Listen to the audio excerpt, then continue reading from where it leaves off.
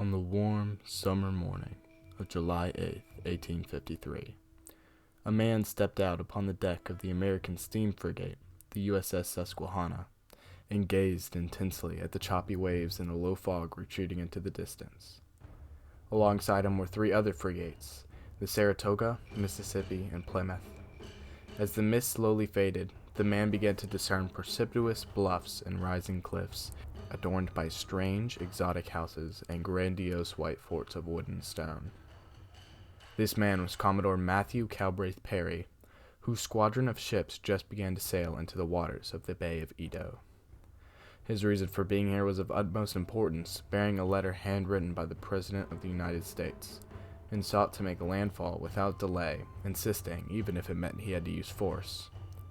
Upon arriving at the shores of Edo later that day, Commodore Perry and his men stood in awe as they observed the native people and their surroundings.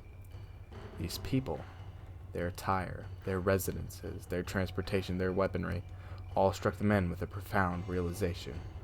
A realization that they had, shockingly, stumbled into a civilization seemingly suspended in history, frozen in time for nearly 200 years.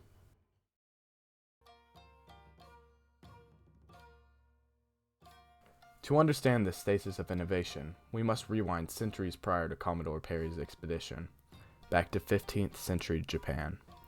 At this time, Japan was in a tumultuous and decentralized condition. This era is referred to as the Sengoku period, or the Age of the Warring States, which began in 1467 as a result of the Onin War, which collapsed government authority. Furthermore, Japan was propelled into numerous bloody civil wars between around 300 smaller domains, whose leaders, called daimyo, controlled armies of the famous samurai. A century later, in the late 16th century, the daimyo Oda Nobunaga was the first to modernize his military with revolutionary European firearms.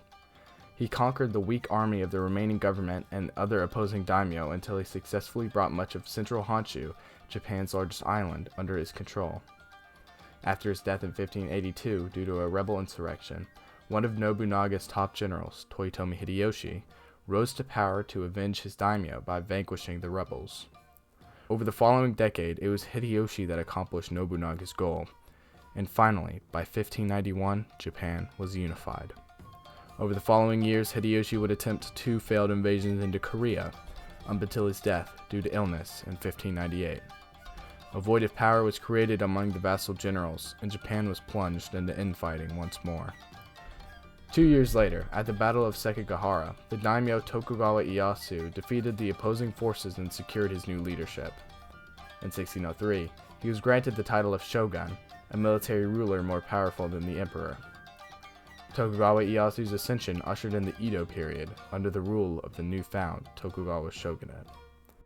Under the newly proclaimed shogunate, some problems came to Ieyasu's attention that threatened the very peace he created. As European trade increased, Christian missionaries began to convert parts of Japan. Fearing subversion due to Christian ideologies, which could uproot the newly stabilized government, as well as invasion from the Europeans, Ieyasu banned the religion in 1614, and suppressed and persecuted them out of Japanese lands, until his death in 1616. Ieyasu's grandson, Tokugawa Iemitsu, introduced the Closed Country Edict of 1635, which stated that Japanese ships are strictly forbidden to leave for foreign countries, and if any Japanese returns from overseas after residing there, he must be put to death. Christianity and Western literature were punishable by death, and this culminated in Japan being cut off from the rest of the world.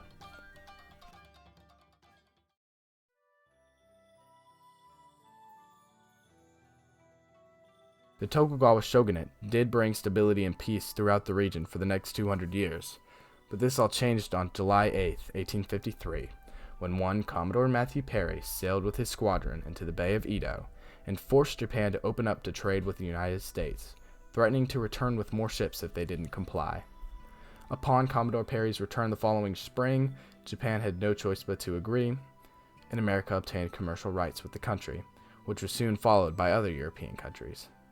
For the next few years, internal discontent grew due to the shogun's submission to Western powers, and many dormant samurai and citizens began to take a pro-imperial and anti-foreign view under the slogan, "Revere the Emperor, expel the barbarians." Governmental political violence was demonstrated all over the cities of Kyoto and Edo, and many revolutionaries were oppressed and executed. Many of these rebels came from the Western alliance of the Satsuma and Choshu clans, who sought to bring the emperor back to power. They began training and modernizing their samurai armies, and tensions rose as the new shogun, Tokugawa Yoshinobu, made a failed attempt to crush the rebellion. With the shogunate on its last legs, in 1868 the rebel forces captured Kyoto, and Yoshinobu resigned from power to save himself from assassination. Thus, the Tokugawa shogunate was overthrown, and Emperor Meiji was declared the imperial ruler. However, Yoshinobu didn't resign for long, and he prepared his troops for another attack, beginning the Boshin War a few months later, which was quickly crushed because of the military superiority of the imperial court. Emperor Meiji moved imperial rule from Kyoto to Edo, which was renamed to Tokyo.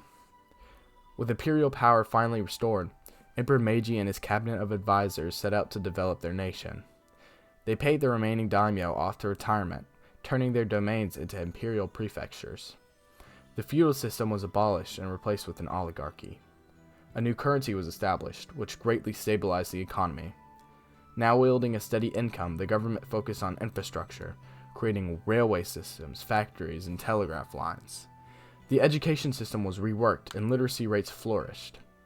The country had begun to completely change, industrializing and implementing centuries worth of advancements in mere decades. The government also began to focus on their military and created a Western-style conscript army with 3 years of mandatory service.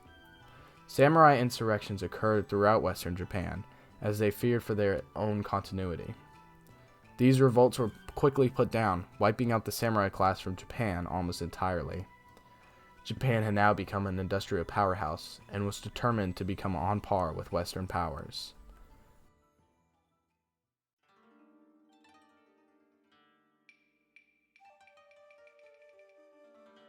In 1894, the Japanese regained interest in the Korean peninsula under control of the Chinese. Japan initiated the first Sino-Japanese War, in which Japan's new tactics and modern weaponry allowed for their swift victory 8 months later.